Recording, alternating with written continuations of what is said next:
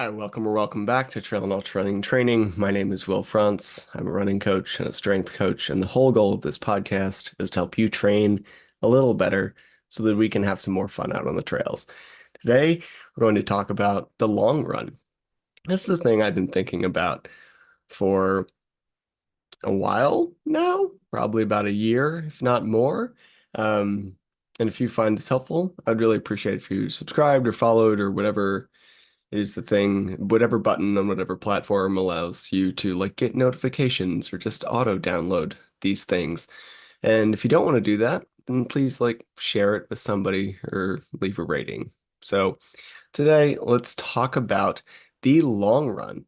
And I feel like there's a bunch of opinions on this idea that there's like a weekly long run, right? And it's been this staple for a very long time where you do some harder training throughout the week or these shorter, more frequent runs. And then on the weekend, we do this big, longer piece. And there's a lot of background that probably maybe you don't care about.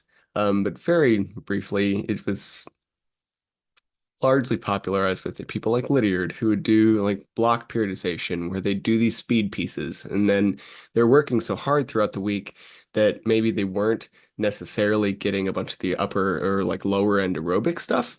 So they did most of their aerobic stuff by putting in a big like weekly long run. Now, those weren't necessarily easy because these were very good athletes. So they weren't always an easy long run, but they are putting on a bunch of miles. It's still mostly an aerobic space for these people. And it was to some degree a maintenance of aerobic fitness and testing mechanism for some level of fueling while they sharpened up their speed coming into distance races. Now, almost a year ago, I think it was like last December, Camille Herron wrote or was interviewed by someone for Trail Runner Mag and talked about skipping the long run. If you haven't read it, I'm not going to completely summarize it here. Just go read it. You can search Camille skip the long run into your search engine of choice. But very simply, the person who um, has the most robust distance records on the planet, probably, never really runs more than 2 hours in training. And it's not just her. I was also listening to Steve Magnus and John Marcus on the On Training podcast, and they were saying that the long run was probably a little bit overplayed for marathoners. It's not that it doesn't have a purpose, it just might not need to be like the weekly event. And doesn't need to be this constant week over week build that we often see.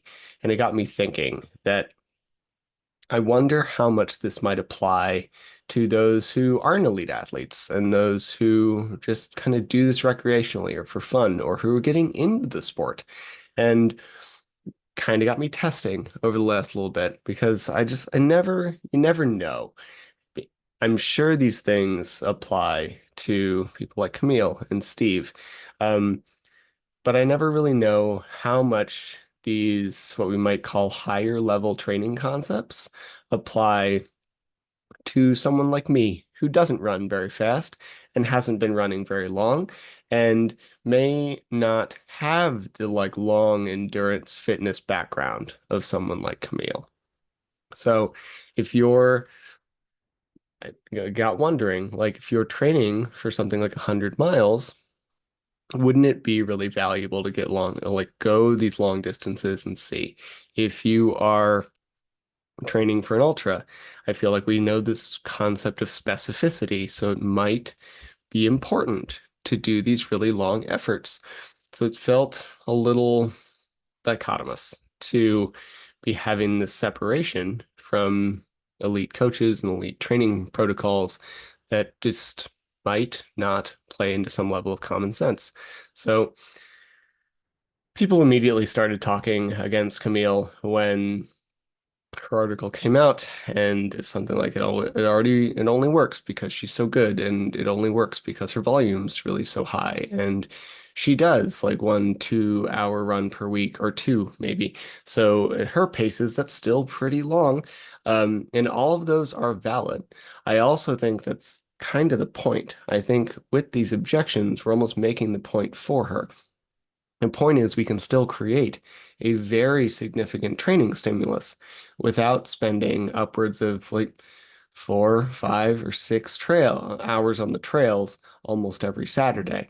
And I know that a lot of people would say that's excessive, but when we're talking about certain terrain and we're running mileage-based programs and looking at these things, then that can be a very realistic outcome of some of the planning where you're unintentionally committing yourself to running like 5 hours, 3 Saturdays in a row with a back off week and doing that for a few months on end, right? Camille is a genetically gifted athlete and she has a very long background in endurance. It doesn't mean her training somehow like defies physiology. It we're overlooking what she's doing, and I think it might be potentially detrimental, right? I really like being out in the mountains for a long period of time on Saturday. It doesn't mean it's an ideal training stimulus, right? It also doesn't mean that it fits very well into my life at the moment. So these things can further, like these very long runs can be really expensive in a wide variety of ways. So one, the very obvious term of expensive is fueling. Depending on what you use for fuel, you might have to take out a second mortgage just to support your gel habit if you're running for 5 hours every Saturday and then a back to back and whatever, right? Like it gets pricey, which is one of the reasons I use a like very cheap, just maltodextrin. However, it's not a thing that we necessarily want to do every week. It also gets expensive from a time commitment standpoint. 6 hours in the woods on Saturday requires me to figure out what I need to do with my dog. It either needs to get sitting or whatever, because I live in a small apartment and I just partially I just feel bad. I don't want to like leave him here for 7 hours at a time once we talk about travel, etc. And he cannot last that long in the mountains. He's got a couple hours in him and he's pretty awesome for a couple hours and then he gets tired, right? So like he's just not going to be a 20-mile dog and that's okay. Some people may not be super distancy people. He's not a 20-mile dog. So I need to figure out what to do with him if I'm going to be out in the woods all Saturday. And I'm sure that's doubly true for children, because while I could just leave him in my apartment for a few hours, you probably can't leave your 2-year-old child just in your apartment for a couple hours without violating some sort of law. And then we also have the expense of recovery. Depending on your fitness and how hard you push and how long you've been doing these things, it can take a really long time to recover from a long effort in the mountains, especially if you're kind of newer to the sport. And this is one of the reasons I think we're maybe not doing some things ideal in an ideal way, or maybe if we gave people different options, then we might have some more success or we might get other people, like new people into the sport, right? Because if we look at a lot of training plans, including ones I have written as I like rethink these things, we do these very like 3 weeks of progressively building high mileage, and then we take a week of step back, and then we do that again. And the 3-1 ratio is not great for a bunch of reasons, but it's safe. I understand why we use it. That's not the point here. The point is that we probably don't need this consistently increasing long run every week for those 3 weeks because, hey, you might not be recovered by Thursday, depending on how long you were, right? Like we know that if you go run a marathon very hard, you're probably not technically recovered for 2 to 3 weeks.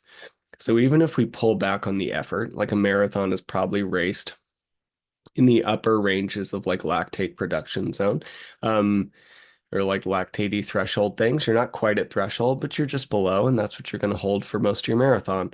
And we're not running these long runs quite that quite that hard. We should be in the easy zone, but it's still a lot of time on feet. It's still a lot of impact. So you're not going to be recovered by tomorrow.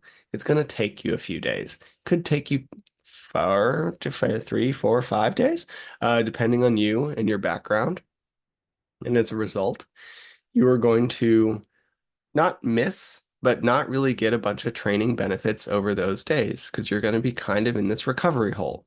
Further, it is hard to like recover because we're struggling with a food thing. You're not going to eat. Most people are not going to eat meals while they're out running for 5 hours. Hopefully, you're using carbohydrates. That will kickstart your recovery, will help things go faster, and it will help you fuel and run better. But we're not going to really be getting a bunch of protein. We're not going to be really getting a bunch of fats. Like we need those things, and we need to like stop the damage stimulus so we can do the rebuild stimulus, right? Like those things don't really happen very well at the same time. So we need to have this recovery time. And if we're not recovered till like Wednesday, let's just say, then maybe we're going to kind of miss a bunch of training stimuli that we could get on like Sunday, Monday, Tuesday. And when we look at training as a whole, there are three things we're really trying to achieve. One is a constantly increasing stimulus. That is how we make progress. We can increase it in multiple ways. It can be more miles, it can be faster, it can be what Steve Magnus calls stuff, right? Like toss strides in or surges or whatever. Um, we can increase the stimulus as more than just mileage, but that's how we create progress with training, is to increase the stimulus. And on some end, we think about doing this maybe in a weekly fashion, and I think we might think about that too much. It's partially just due to short-sightedness and the fact that maybe we signed up for a race and we're trying to get it done in 8 weeks, and that was just a mistake. But if we take a yearly training cycle, then we should probably think about increasing the stimulus by months, right? Like you'll have a stimulus 1 month, and then your second month should be more. And that should continue really as long as you're trying to and are able to improve in this sport. So increasing stimulus. We also need to use a stimulus that's relevant to your goals. I wrote an email about this. It's probably going out right about now. And there I made a comment about bocce ball, which is very true. But if you're really good at bocce ball, it's not going to be relevant to you being good as an ultra runner.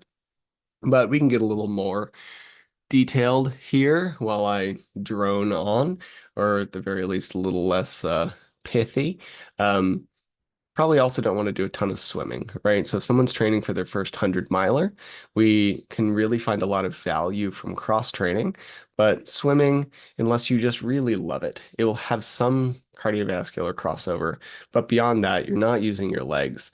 One of the biggest things we see in new runners is that they struggle to take as much impact as they need to take.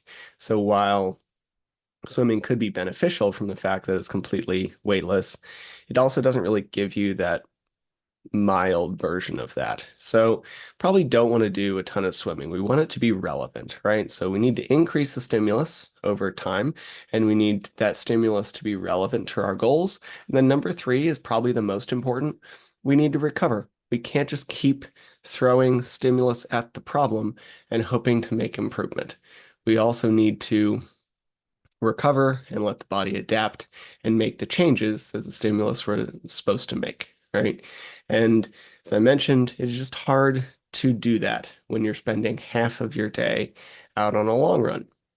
It is hard enough to eat. It is hard to eat enough food. It can affect your sleep. We're getting up early. We have things to do, right? So maybe if we a little more recoverability, provide some more time, then we might achieve not improved like version of ourselves or of our training with less stress on the body in a single session. Now, I'm not saying the long run is useless. It also gives a very important opportunity to like test your fitness and durability and fueling. If we never run long, you may learn that your fueling strategy completely falls apart at like the 4 hour mark, right? This is what happens to a lot of marathoners who just get wrecked by the 20 by the wall at like 20 miles, right? Talk about this wall at 20 miles, 22 miles.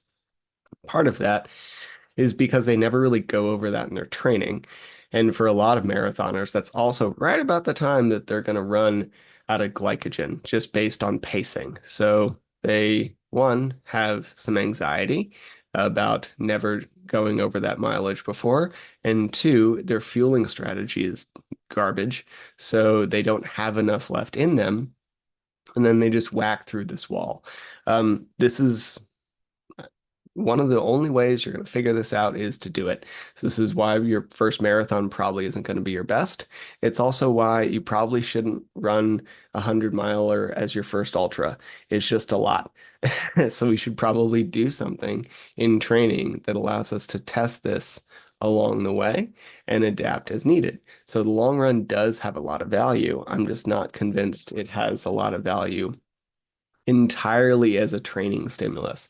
Maybe we do this as like a bi-weekly thing every 2 weeks or three, or maybe even monthly, where instead of the current protocol that we often see of like 3 weeks of a progressively increasing long run, we keep that more static, increase our speed work a little bit, maybe start to run a little longer throughout the week. So maybe if you can get more shit done on a Saturday, maybe we can commit 90 minutes on a Monday instead of only limiting everything to an hour throughout the week. And then every 3 or 4 weeks, we put in this big effort of like 4, 5, 6 hours, go run a test race if you need to. And this would allow you to push a little harder there, really test the fueling strategy that you're looking for, and then make adjustments that would probably be more relevant to your actual race, right? I don't know. I don't think that there is a single answer here. But if we view the long run for what it probably is, a really fun time in the woods where we test our fitness, then it probably doesn't need to be a weekly affair. And I also think there are multiple ways to train.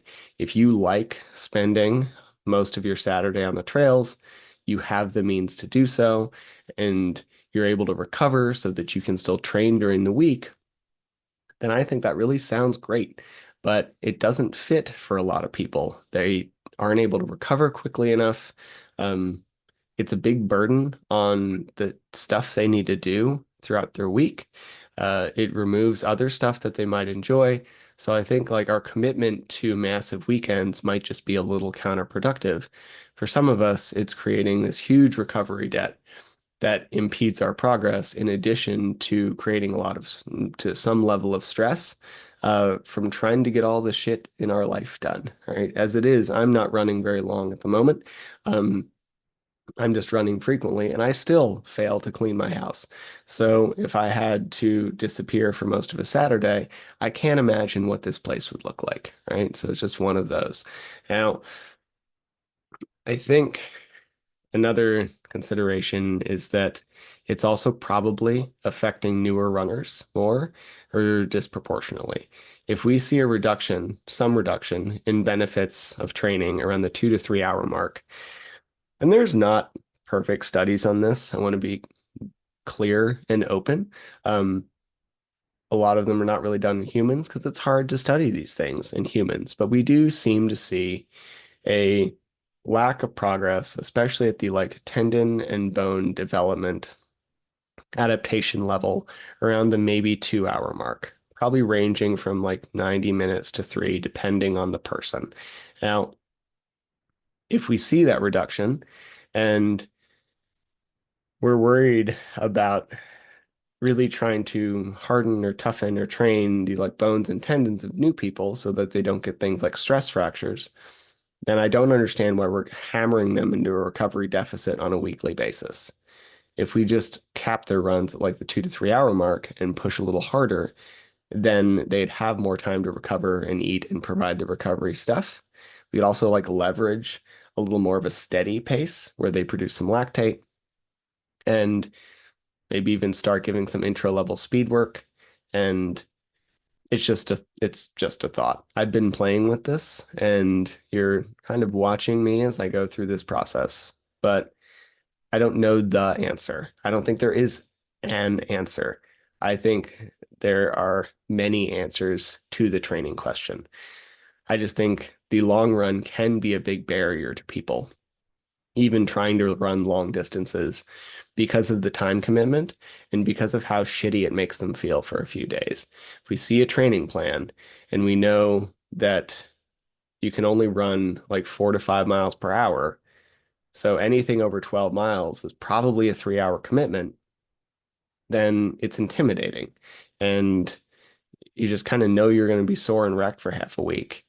And maybe it's just because I got into this late, so I remember what that feels like. And remember looking at some of these training plans and seeing like 20 to 22 miles and just like my eyes bugging out of my skull. But I think there's more than one way to train for a goal. And I've been following that idea for myself and for those that I coached the past year. And some people have been doing the weekly long runs where they disappear into the mountains, often with their running group, and they have a great weekend. And guess what? They're killing it because we know that works. And it's been really productive and they've, etc. Whereas others have been doing the other method where they do a little higher speed. They do shorter weekly runs. We like leverage frequency. There's even been some two-a-days here and there. And then monthly, every 3 to 6 weeks is what it's been. We go out and test the system. They're also doing great, setting PRs. In the past year, I've just had people perform really well, all the way up to 200 miles on a wide range of strategies. And the only consistent thing has been running frequently, running a lot, constantly increasing the stimulus, and using a plan that actually fits their life. And it's just to say that a lot of stuff works. That's it. You can do a lot of stuff doesn't work. Also, before we think that like we're gonna go just do whatever we want in training, like you do actually have to create adaptations that are going to support the goals you want to have. But there are many ways to do this. And if you find a system that allows you to be consistent and still leads to progress, then that is probably where you're going to be. And over the next year, I plan to like do some things that show this at least for myself. I've been doing this like shorter, harder training, and every like couple weeks I've been going out for a thing, and it's been going incredibly well. And I plan to like every couple months maybe do something longer and more ridiculous. It might be a race, it might be a supported thing, probably the latter because I'm not all that motivated by being in a race. I love the race environment. I love volunteering there, but I don't necessarily need to be in it. Um, but we're going to do some stuff and see how training works. And I try not to announce things publicly, largely because I'm very susceptible to a particular mental phenomenon where when you tell people something, you often get an undue amount of praise for just thinking about doing the thing, not even doing it yet. So you get that dopamine hit, even though you haven't done the thing yet. So I just don't tell people I'm going to do things. Some people benefit from public accountability. And if that's you, then announce across the world. It is not as much of a driver for me as it would be a detriment. So instead, I tend to keep things a little closer to the vest until they happen, and then I will share the results of stuff. So we'll see what happens over the next year. But I can say that I've been seeing weekly improvements in speed and strength at a moderate amount of miles and only lifting at most 2 hours per week. I've been training very hard and I like test my recovery and it's been higher than it's probably ever been. So something's working, at least for me. Anyway, you don't have to completely change your training, but also feel like, or don't feel like you have to train like someone else just because it worked for them. So I don't have perfect answers on this. And very clearly, we know a system that works. I do want to say that, like doing this weekly long run build is effective. We know that. I just think that there's also other things that could be effective that might work better for certain people. Hope that helps. Hope that you have a great day, and go have some fun on the trails.